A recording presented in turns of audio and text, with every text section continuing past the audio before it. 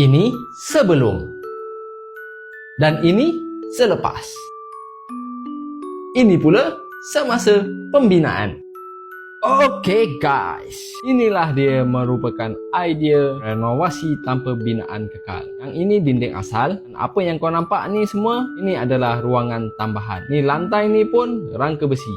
Ni lantai lama, lantai baru. Belah kiri ni dinding batu asal, yang ini dinding simen board. Nampak macam dinding biasa kan? Bahagian tambahan, bumbung nampak struktur. Pintu pula menggunakan pintu sliding door. Single lift. Pintu sliding door ini digunakan untuk ruangan healing di balkoni luar. Single seat sahaja.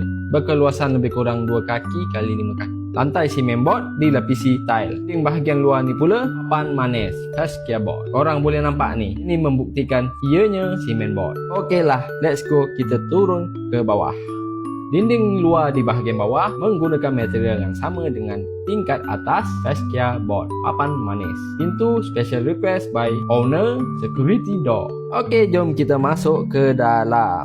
Di bahagian bawah ini pula dinding adalah dinding batu asal, existing building. Kat bahagian ni dulu adalah sliding door dan ini tingkap asal. Ceiling menggunakan PVC ceiling, soffit system. Kenapa dan mengapa owner memilih renovasi tanpa binaan bata? Ianya mengurangkan load kepada binaan asal. Moga bermanfaat.